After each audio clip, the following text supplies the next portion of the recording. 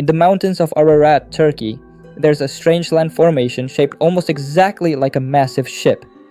Many believe it's the remains of Noah's Ark.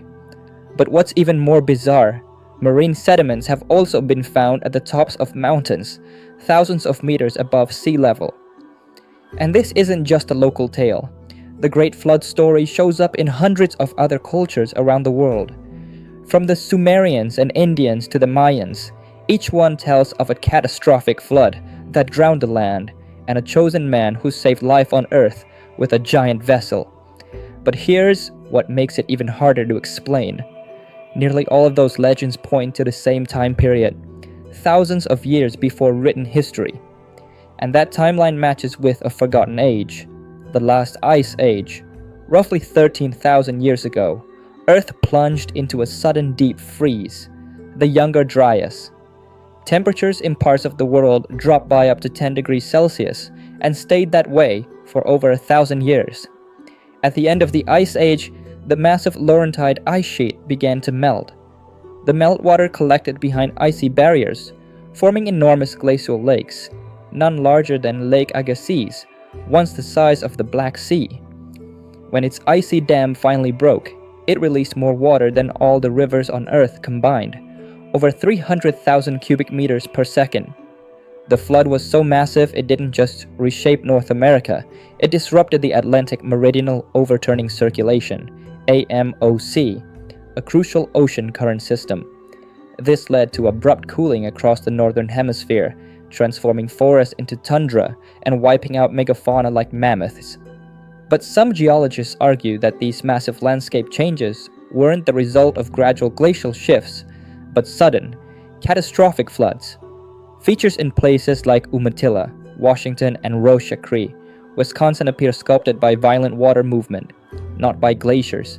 The Ark, according to ancient texts, was over 130 meters long, 22 meters wide, and 13 meters high.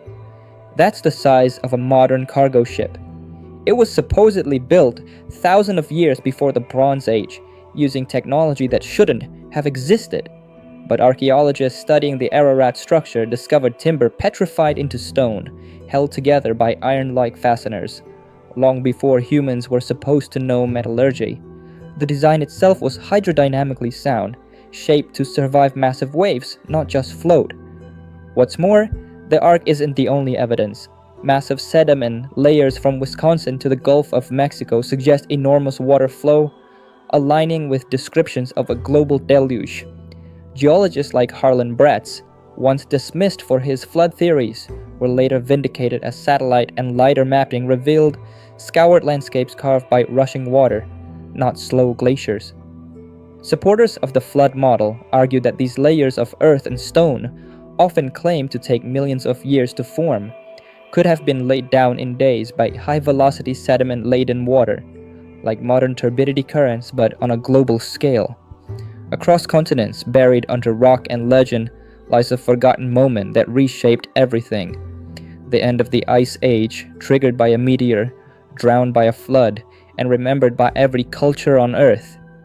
Whether you call it the Younger Dryas, the Great Flood, or the Wrath of the Gods, something massive happened. Sediment didn't lie. Fossils didn't form slowly. Mountains didn't just rise from calm weathering. The evidence points to rapid, violent transformation. And maybe Noah wasn't just a story. Maybe he was one of the few who lived through the chaos, tasked with preserving life during the worst environmental collapse in human memory. For too long, the debate has been Ice Age versus myth. But what if it's not either or? What if the Ice Age ended because of the flood? When that meteor slammed into Earth near the end of the Ice Age, it didn't just shake the planet. It boiled oceans, cracked glaciers, and triggered mega tsunamis on a planetary scale. Lake Agassiz's burst alone was enough to drown continents. But added to that, the meteor's heat vaporized ice instantly, sending steam into the atmosphere and creating a global rainstorm that may have lasted for weeks. As the ocean surged and landmasses were swallowed, the disruption to ocean salinity halted the AMOC. Without that heat circulating current, Earth's climate fell into chaos. This wasn't a local flood. sediment layers show marine fossils buried in deserts and on mountain peaks, including the Himalayas.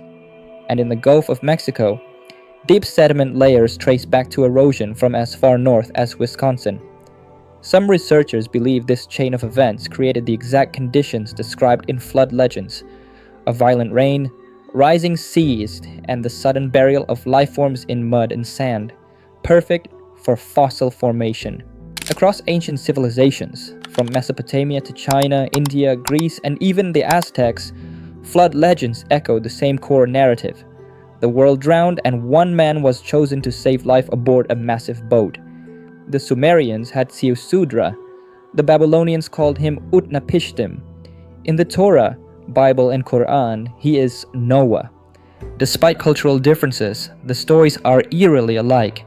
Some scholars believe these stories come from a shared collective memory of a real event, an extinction-level flood that marked the end of one age and the beginning of another.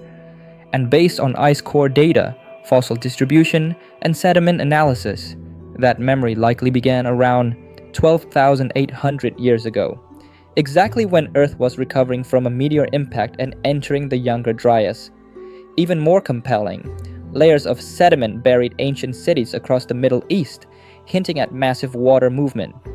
The sheer similarity of myths worldwide suggests these weren't just stories, they were global eyewitness accounts. Stick around for more deep and unique content. There's a lot more coming. Thanks for watching. See you next time.